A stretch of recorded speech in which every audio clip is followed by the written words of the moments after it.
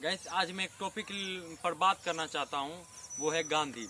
अब देखिए, गांधी का नाम सुनते ही एक गांधी विरोधी आ जाता है, गांधी समर्थक आ जाता है।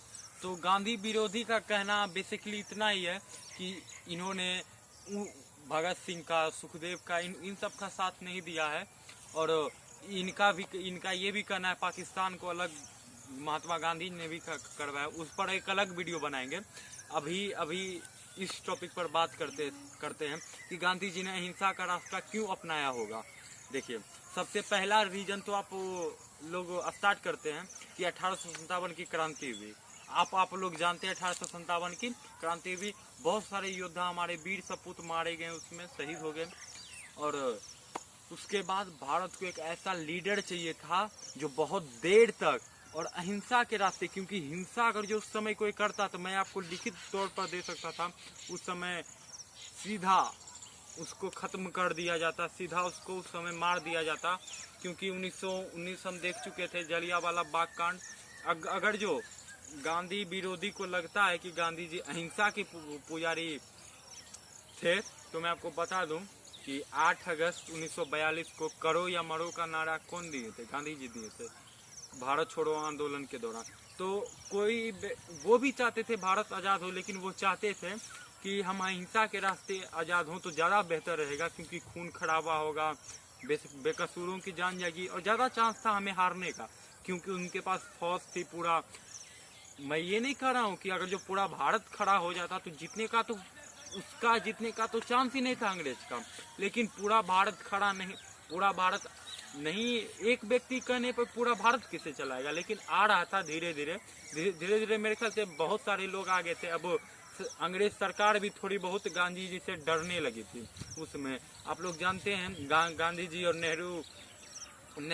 गांधी जी और सुभाष चंद्र बोस के बारे में कि क्या हुआ था। वो दोनों बात किए थे। और नेहरू जी का बेसिकली कहना था कि हम लोग हिंसा के रास्ते क्यों ना अपनी आज़ादी ले ले, हम उसे भीख क्यों मांगे, हम उन्हें क्यों ना मार कर हम आज़ादी ले। बेसिकली इतना ही कहना था नेताजी का।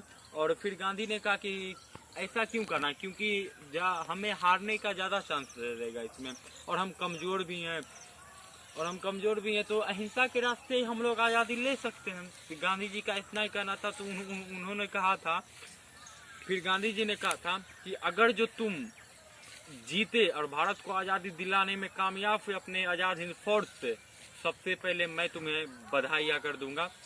और आज़ाद हिंद फौज ने भी बहुत बड़ा रोल निभाया भारत को आज़ाद होने में, क्योंकि अगर जो आज़ाद हिंद फौज और आज़ाद हिंद सरकार का गठन नहीं होता, आप आज़ाद हिंद सरकार सुनकर थोड़ा यहाँ चकित हो गए, क्योंकि आपने आज़ाद हिंद फौज के बारे में सुना होगा, जिन्हें गाइस आज़ाद हिंद सरकार बना ली थी। इन्होंने एक सरकार बना ली थी और 11 देशों ने इसे अप्रूवल दे दिया था कि हाँ ये सरकार है। पूरा ब्रिटिश हिल चुका था। एडोल्फ हिटलर दुनिया के लिए जैसा भी हो, लेकिन भारत के लिए वरदान साबित हुआ, ये आपको मानना पड़ेगा, क्योंकि एडोल्फ हिटलर ने ही सुभाष चंद्र बोस की बहुत सारी मदद की। और जर्मनी में वो रहता था और जापान पर वो दबाव डालकर वो नेताजी के लिए वहाँ एम्बेसियर बनवाया था, वहाँ वो रहते थे। बेसिकली नेताजी वहीं रहते थे। तो हमारे लिए तो एडोल्फ हिटलर कोई वरदान से कम नहीं था। और द्वितीय विश्व युद्ध भी हम भारत के पक्ष में साबित हुआ, क्योंकि द्वितीय विश्व युद्ध नहीं होता तो ब्रिटेन की अर्थव्यवस्था नहीं चरमराती। अगर जो ब्रिटेन की अर्थव्यवस्था नहीं चरमराती तो मेरे ख्याल से आज भारत आज़ाद नहीं होता।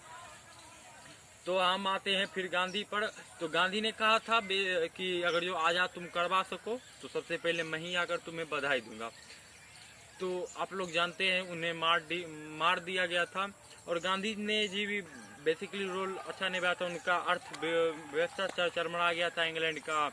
उसके बाद आज़ाद हिंद फौज ने उनकी कमर तोड़ दी थी। और आपको ये ताज्जुब होगा कि इम्फाल, मणिपुर हम लोग जीत चुके थे, आज़ाद हिंद फौज जीत चुकी थी इम्फाल को। और अगर जो वो बंगाल चले जाते तो मैं आपको लिखित बोलता हूँ, पूरी जनता उनके पीछे आ जाती, क्योंकि उन्हें उस समय बंगाल का टाइगर कहा जाता था, बंगाल दिशेर कहा जाता था उनको। और पूरे बंगाल की जनता उनके भव्य स्वागत में लगी हुई थी।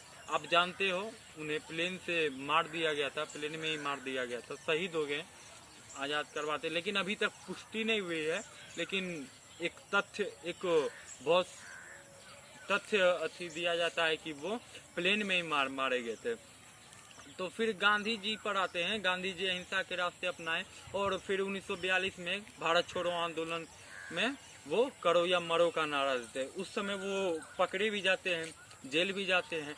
और एक बात यहाँ ध्यान देने वाली है कि ने उन्हें जेल में हालात भी उनकी बिगड़ी थी, लेकिन ब्रिटिश सरकार इतनी डरी हुई थी, उनको लग रहा था अगर जो गांधी को यहाँ कुछ हुआ तो पूरी भारत की जनता उठ खड़ी होगी और भारत एक पल में आजाद हो जाएगा, इसलिए उन्हें छोड़ दिया गया था। तो आप गांधी को एस्टिमेट ने मतलब मत कीजिए। अहिंसा कोई वो देश को आज़ाद करवाना चाहते थे, बस उनकी यही इच्छा थी कि क्यों बेकसूरों की जान जाए और ज़्यादा चांस है ब्रिटेन का जीतने का।